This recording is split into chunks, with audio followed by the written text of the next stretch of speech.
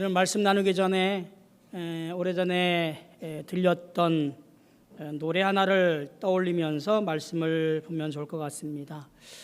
김민기라고 하는 분이 불렀던 혹은 양희은 씨가 불렀던 노래인데요. 제목이 작은 연못이라는 노래입니다. 오래돼서 생각나지 않으실 수도 있는데요. 내용은 이런 겁니다. 동화 같은, 동요 같은 노래, 작은 연못이거든요. 깊은 산속 맑은 연못에 붕어 두 마리가 살았습니다. 그런데 어느 날 이 두 마리의 붕어가 싸우기 시작해요. 그 연못을 독차지하려고. 한 마리가 그 싸우는 와중에 죽어요. 한 마리는 이제야 이 세상이다 라고 환호를 불렀지만 얼마 있다가 그 죽은 붕어가 살점이 여밀고 또 썩기 시작하여서 그 연못 전체를 썩어들게 했습니다. 결국 그 연못에는 아무것도 살지 못하게 되었다라는 노래예요. 처음에 단지 두 마리의 붕어의 다툼이었던 것 같은데 결국 그 작은 연못을 이 두 마리의 싸움 덕분에 전체를 망가뜨린 결과를 얻게 되어진 거지요. 연못이 생명을 잃은 것은 외부의 오염 때문이 아니라 그 내부에서 독차지하려고 하는 다툼 때문이었음을 그렇게 노래하지요. 한쪽이 전체를 차지하겠다라는 순간 그 연못은 누구의 것도 아니고 아무도 살 수 없는 것이 되어버린 것, 그것을 노래하고 또 가르치려고 했던 것이 작은 연못이라는 노래입니다.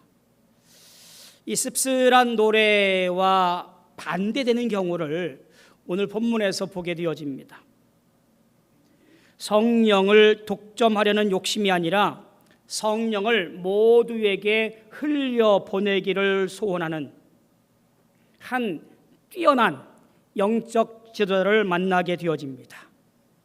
우리는 그를 모세라고 하여 친숙한 이름으로 부르게 되어집니다.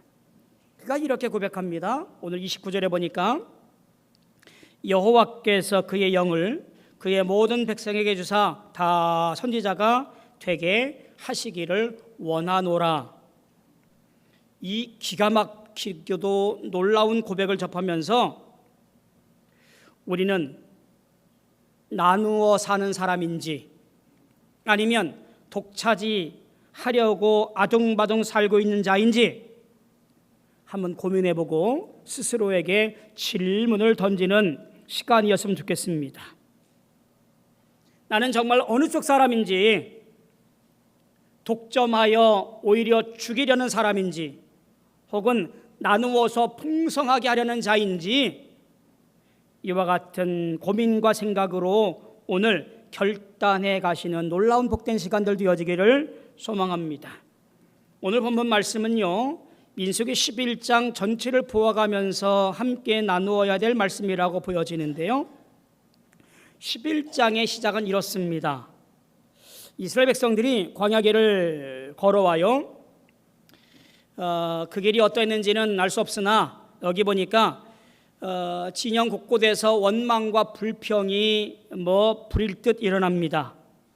무엇이 그토록 힘들었는지에 대해서는 나와 있지 않습니다만 어쨌든 이들은 악한 말로 원망했다라고 이제 1절에 보니까 얘기를 합니다. 하나님께서 그 소리를 들어요.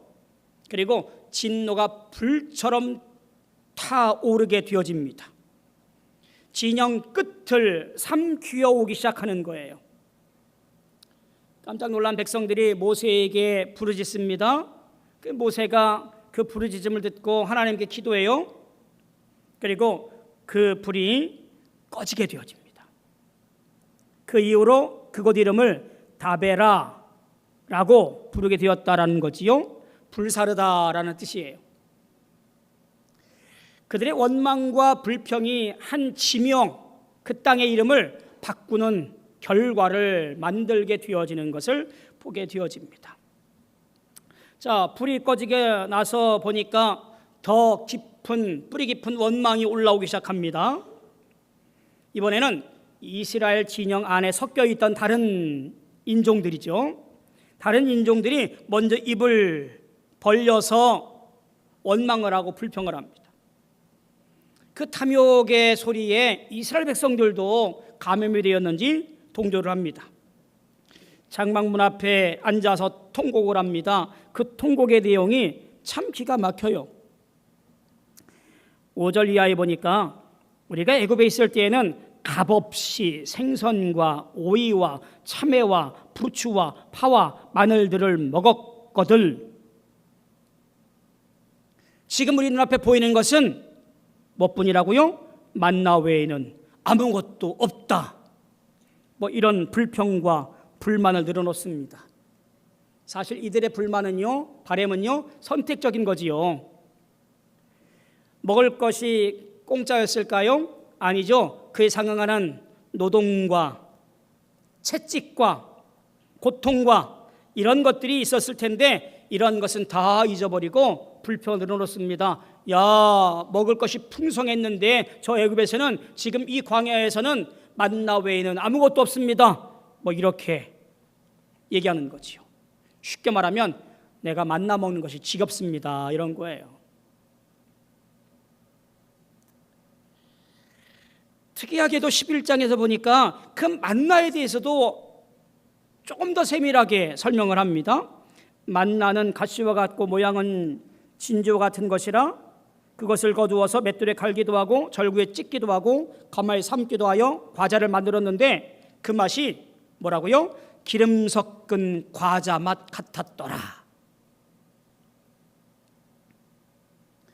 그게 만나예요. 근데 그 만나도 하도 먹어서 그런지 지겨워서 그런지 하나님을 원망하고 불평하는 거지요.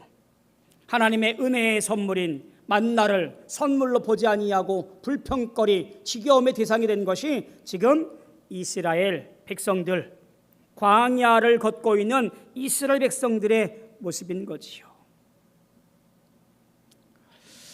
모세도 들었잖아요. 이 백성들의 울음소리를 듣습니다. 사방 장막문에서 들려오는 통곡 소리, 그리고 하나님의 진노도 느껴집니다. 이 두 무게 사이에서 모세가 무너지는 것 같아요. 하나님께 솔직하게 자기 속마음을 쏟아놓습니다.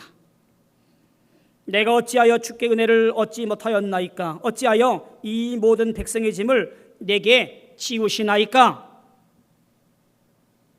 첨가하기를, 아니 이들을 내가 잉태한 것도 아니고 낳은 것도 아닌데 어찌 유모처럼 품에 안고 가야 합니까? 고기를 달라는 백성들의 요구를 내가 감당할 수 없습니다. 그럼 이렇게 첨부합니다. 차라리 내게 은혜를 베푸셔서 나를 죽여주십시오. 이게 지금 모세의 상태예요. 쉽게 말하면 모세가 이스라엘을 이끌고 가는 것의 한계, 거의 탈진 상태에 있었다라는 것을 가만히 보게 되어져요. 리더십의 한계를 느낀 한 지도자의 처절한 고백, 몸부림이 저를 차라리 죽여주십시오. 이런 탄식이에요. 하나님께서 그런 모세를 보시고 두 가지 방법을 통해서 위로하셔요. 하나가 뭐냐면 지도력을 분담하도록 합니다. 이스라엘 장로 70명을 회막으로 데려오라고 합니다. 그들에게 모세의 있는 영을 나누어 주겠다고 하십니다. 그러니까 짐을 나눠주면 가벼워지는 거지요.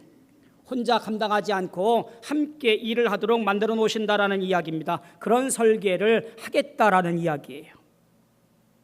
두 번째는 고기를 주겠다라고 말씀하셔요. 그래, 너희 먹고 싶어하는 고기를 줄게. 하루도 아니고 이틀도 아니고 20달도 아니고 한 달 동안 내가 먹게 할게. 코에서 그 냄새가 나올 정도로 내가 그렇게 먹게 할게.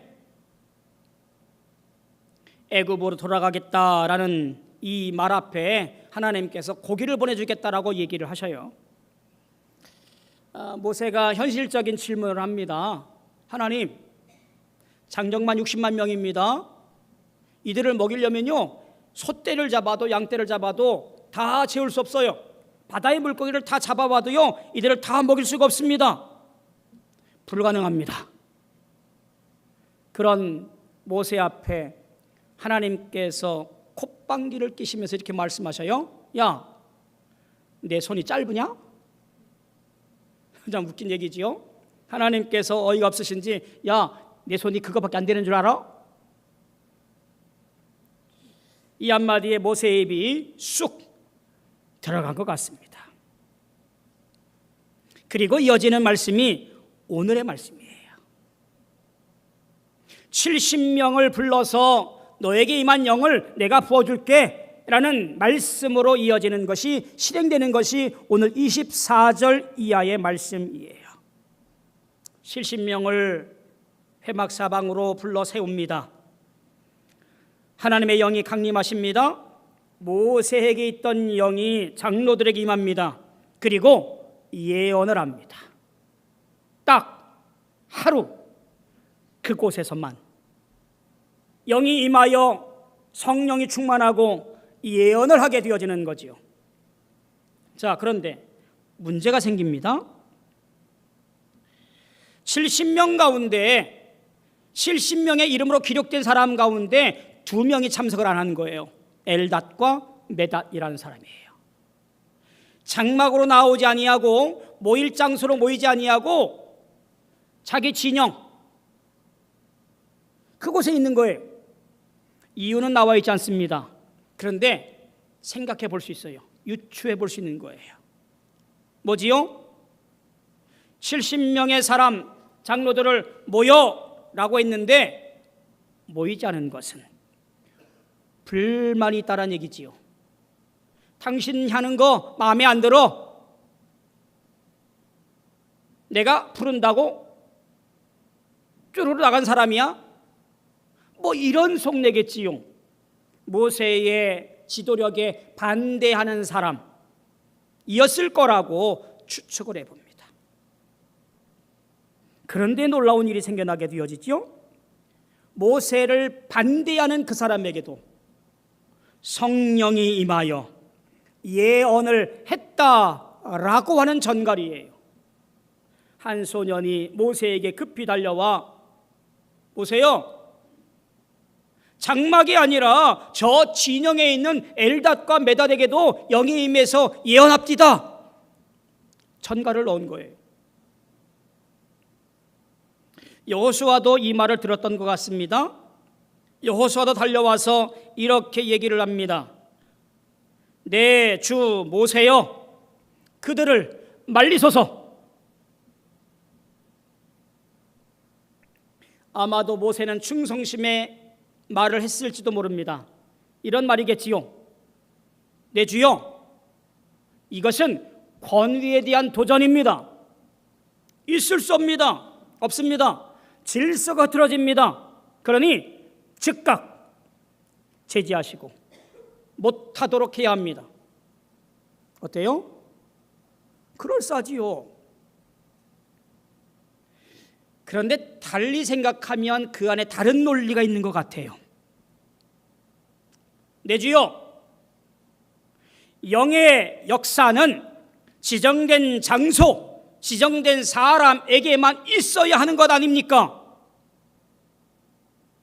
은혜는 자격 있는 자에게만, 허가받는 자에게만 임해야 하는 것이지 않겠습니까? 이런 속내가 있지 않았을까 하는 생각을 해봐요. 뭐지요? 영을 독차지하겠다라는 얘기예요. 성령을 독점하겠다라고 하는 불순한 생각이 여호수아에게 있지 않았을까 하는 거예요. 그런데 성도 여러분, 우리 한번 솔직하게 생각해 봅시다. 교회 안에서도 이런 생각이 생각날 때가 있지 않았을까요? 저 사람은 직분 넘는 사람인데 교회 나온 지도 얼마 안 됐는데 왜 저렇게 은혜 받지? 방언을 하네? 어떻게 성령의 역사가 일어나지? 나도 못 받는 거. 저 사람은 우리 교회에서 교육도 안 받았는데 어떻게 저렇게 열심을 다하고 있는 자리에서 충성을 다하지? 나는 바빠 죽겠는데.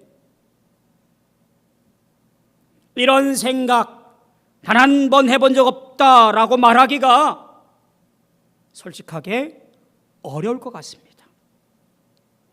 지금 그게 여호수아의 자리고요, 솔직한 우리의 자리이지 싶습니다. 좋은 의도로 시작했지만 결과적으로 성령을 가두려 했던 그 자리, 작은 연못에서 공간을 혼자 독차지함으로 모든 것을 다 죽게 만든 어느 붕어의 자리, 그게 지금 여호수아의 마음가짐이고 나도 모르게 했던 내 마음 어디 한 구석에 있었던 그 마음의 모습이라고 여겨져요. 자, 그런데 이 기가 막힌 상황 속에서 뛰어난 한 사람을 보게 되어집니다. 바로 모세예요. 그의 반응이 실로 감탄스럽습니다. 여호수아의 말을 들은 모세가 이렇게 반응을 합니다. 세 번역으로 읽어드릴게요. 29절 말씀입니다. 내가 나를 두고 질투하느냐?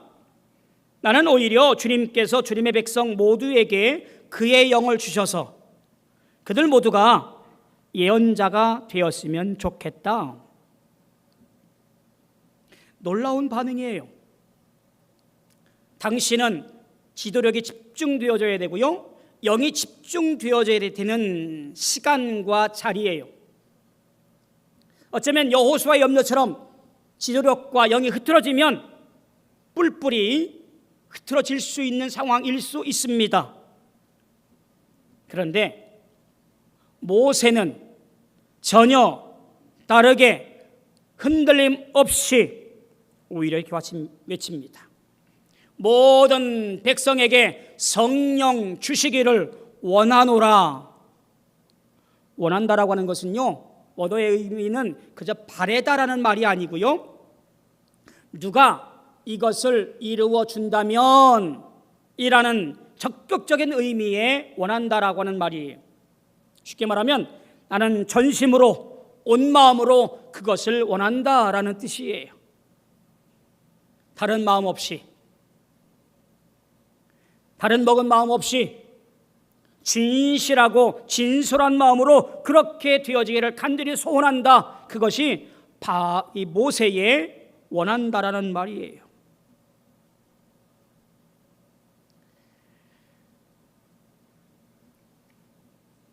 존 웨슬리는 이런 말을 합니다. 성경은 홀로 믿는 신앙을 알지 못하노라. 웨슬리의 강조는 이런 거지요. 나 혼자 은혜를 받는 것으로 만족하지 않는 거야. 내가 받은 성령의 은혜가 이웃에게, 공동체에게, 모든 사람이 흘러가야 되는 거야. 이것이 진정한 신앙이냐? 이것이 성경의 가르침이야. 모세가 소원한 것이 이것이고요, 웨슬리가 가르쳤던 것이 바로 이 이야기예요. 성경은 홀로 믿는 신앙을 알지 못하노라.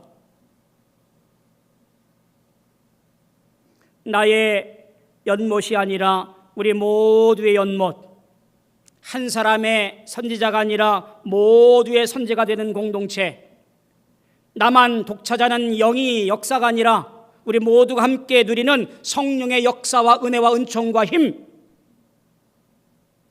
그런 공동체가 오늘 성령 강림절에 임해야 될 줄로 믿습니다. 성도 여러분, 민수기 11장에서 모세가 품었던 이 소원이 이루어진 날이 있습니다. 언제냐 아십니까? 바로 오순절 성령 강림의 날이에요. 사도행전 2장 17절 18절에 보니까 베드로가 요엘 선지자의 예언을 인용하면서 이렇게 외칩니다.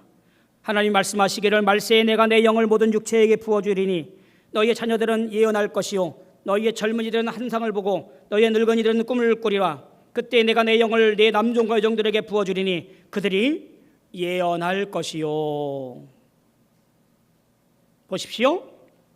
남자만이 아니고요 여자에게도, 젊은이만이 아니라 늙은이에게도, 자유인만이 아니라 종에게도 성별의 구별 없이, 연배의 고저 없이, 지위의 높고 낮음이 없이 모두에게 쏟아지는 은혜, 영의 역사가 있었다라는 이야기입니다. 바로 이것이 모세가 광야에서 품었던 그 소원의 성취라고 보여지는 거지요. 작은 연못 이야기로 돌아갈까요?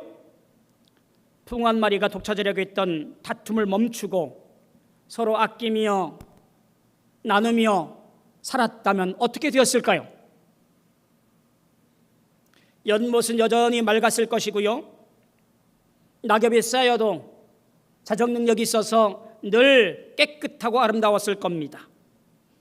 지나가던 꽃사슴이 토끼 한 마리가 그곳에서 물을 마시고 생명 얻어 더 기쁨으로 살아갔을 것 같아요. 생명이 흐르는 연못은 스스로 정화되어지고요 풍성해지는 거예요. 성령의 은혜도 마찬가지입니다. 은혜를 쥐고 있으면 고인물이 됩니다. 그러나 은혜를 흘려보내면 생수가 되어지는 거예요. 요한복음 7장 38절에 보니까 예수님께서 이렇게 말씀합니다. 나를 믿는 자는 성령 이름과 같이 그 배에서 생수의 강이 흘러나오리라. 생수의 강은 고이는 것이 아니라 흐르는 것이라는 얘기입니다. 나누면 살고 독차지하면 죽습니다. 우리 성도 여러분에게 이 말씀을 우리 삶에서 이렇게 적용되어지기를 소망합니다. 첫째가 내가 받은 은혜를 말하시기 바랍니다. 하나님이 내게 주신 은혜, 말씀의 감동 혹은 삶의 회복, 혼자 안고 있지 마시고 가족에게, 친구에게, 옆자리 성도에게 말하십시오. 내 은혜, 내 감동, 내 경험 나누며 할 때에 그 은혜와 기쁨이 2배가 되어질 줄로 믿습니다. 또 한 가지는 다른 사람의 은혜를 막지 마십시오. 누군가가 뜻밖의 방식으로 은혜를 받고 뜻밖의 방식으로 쓰임받는 것을 볼 때에 그것을 막으려 하지 마십시오. 너무 열심히 내지 말어. 너무 은혜 받으려고 하지 말어. 피곤해져.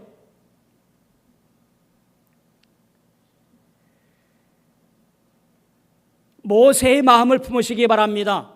내가 받은 은혜만큼 다른 누구도 충만한 은혜로 말미암아 쓰임받기를 원하고 격려하고 도와주고 이끌어줄 수 있는 우리 모두 되어줄 소망합니다. 또 한 가지는 직장에서건 가정에서건 여러분들이 은혜의 통로가 되십시오. 힘든 때입니다. 짜증 섞이는 때이고요, 내 것 챙기기도 바쁜 경쟁사회입니다. 그런데 성경은 독차지하지 말고 독점하지 말고 나누라고 말씀하시지요. 나를 통해서 누군가가 복을 받기를 원하시는 복의 통로가 되어질 원하지요. 여러분 있는 자리에서 나눔을 선택할 때 그 공동체는 더욱 맑아지게 되어지고 기쁨이 넘치게 될 줄 믿습니다. 그러니 모세의 소원처럼 여러분들도 소원이 풍성해지기를 원합니다. 여호와께서 그의 영을 그의 모든 백성에게 주사 다 선지자가 되게 하시기를 원하노라. 오늘 성령 강림절 그 소원이 이루어진 날을 맞이하며 예배 드리고 있습니다. 지금 이 자리에서 모두가 다 그렇게 이루어지기를 원합니다. 내가 받은 성령의 은혜, 내 것이 아니라 흘려감으로 말미암아 함께 함께 더불어 풍성하여지고 함께 더불어 맑아지고 함께 더불어 영광 돌리는 복된 자리, 나누면 살고 내가 독차지하면 죽는다라는 사실을 깊이 깨닫기를 원합니다. 성령은 고이는 것이 아니라 떠나고 흐르는 곳에 머무는 사실을 기억하십시오. 오늘 이 자리에 떠나면서 한 가지 기억하십시오. 내가 받은 은혜가 있거들랑 흘려 보내야 산다. 내 연못이 모두의 연못이 되어야 된다 라는 폭넓은 성령 충만한 삶을 살아냄으로 말미암아 하나님이 기뻐하시는 놀라운 삶을 살아가시를 주님의 이름으로 소망하고 축복합니다. 기도하겠습니다. 하나님 아버지, 오늘 우리에게 모세의 소원을 주시옵소서. 내가 받은 성령의 은혜를 혼자 붙들려 했던 그 모든 마음들을 내려놓게 하시고 기꺼이 흘려보내는 은혜의 통로가 되게 하여 주시옵소서. 우리 교회가, 우리 가정이, 우리 직장이 아무것도 살지 못하는 고인 연못이 아니라 생수가 흐르고 생명이 자라는 맑은 연못이 되게 하여 주시옵소서. 우리가 그렇게 쓰임받는 영이 충만한 인생, 영을 흘려보내는 인생, 신앙 공동체가 되어지게 하여 주시옵소서. 예수님의 이름으로 감사하고 기도하옵나이다. 아멘.